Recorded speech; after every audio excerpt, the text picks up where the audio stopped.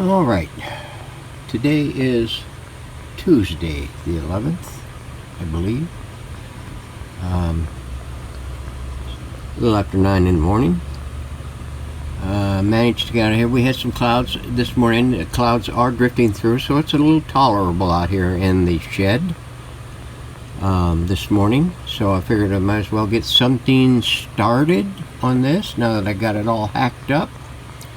As you can see, I replaced those two resistors we talked about in the last video segment. Got that cap back into that. Got the E-cap, original E-cap, mounted back up. And on the isolated can, we got the 3-post wood of ground terminal strip on it, soldered back in and tied to it, so we can tie our tone control wiring to this one or that one. So we have plenty of attachment points for that. We got this terminal strip all cleaned up and the eyelet for the mount cleaned up, so we can go to that for any grounds that we need. We pulled this resistor off of this socket and remounted it after we got all of these cleaned up. That resistor there is, we didn't remove that, and we didn't remove it from this side on this socket, but we removed all the other things except for this ground point right here to the negative side of the filament winding for this tube. That is the power output tube. So this one's all cleaned up. We got the speaker socket cleaned up, ready to go, and we got the pins that we needed to get cleaned up on this one, like pin 2, pin 8. All the other pins we didn't mess with because we didn't need to mess with them. And we got these here ready to go. I still gotta pull this old neutral connection here to the original cord, but it'll get done. We're going to leave some room in here for a fuse, panel mounted fuse.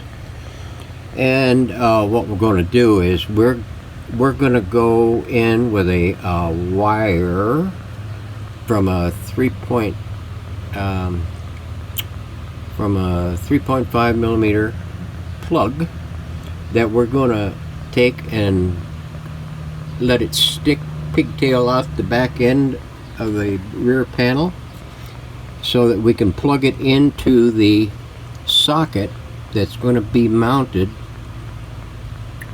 on the rear cover. Well, it's going to go through the antenna array and go to the back of the back panel, so that way it can all be broke down in case you ever need to, in case someone ever needs to get into the chassis and not have to worry about unsoldering anything.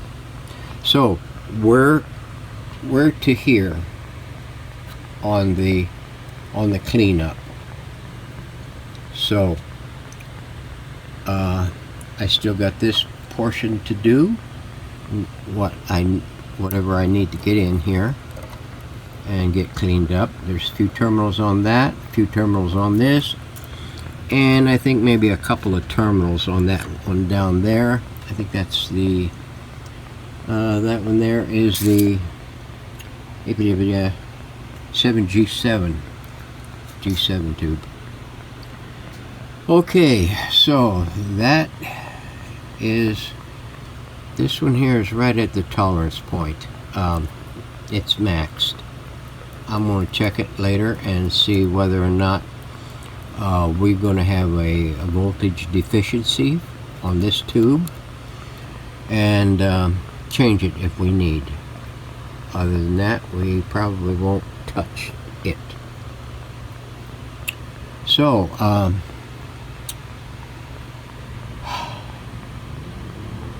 we're 55% there, and hopefully I can get some more done. Clouds are moving in, so it's not getting that hot in here. So we might just keep going, since there's nothing else to do except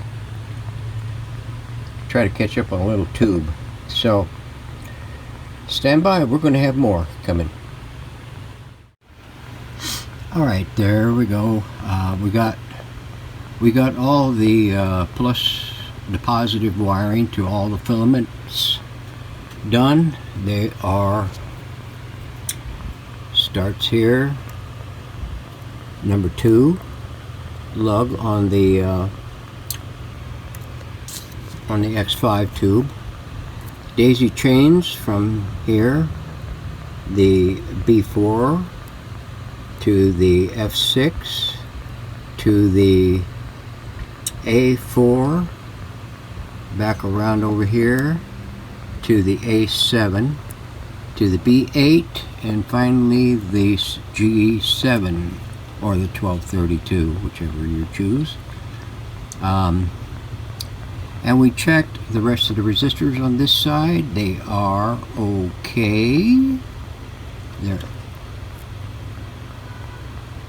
not, some are a little short, some are a little bit long, about 5%. That's about it. We got all of these back on. We got the interconnects from the E caps up here. I believe we got that already in there.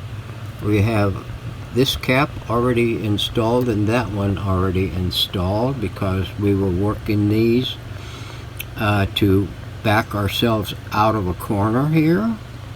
I think this one here was the only one we really had to worry about. Here was the power wire to the filament on that tube. The rest is pretty much untouched, except for this lead here, which ties on to the back of the band switch. We have the interconnects here that go into these 3, 4, 1, 2, 3 tubes, 4 tubes. We got that resistor in there. I don't know if that was in there before. We got the number 16 cap in there. We've got the interconnects on all this B minus here. We got the B plus onto this one.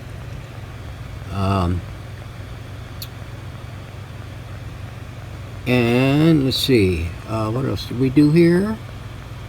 We got that resistor in. I think we had that on there in the last segment.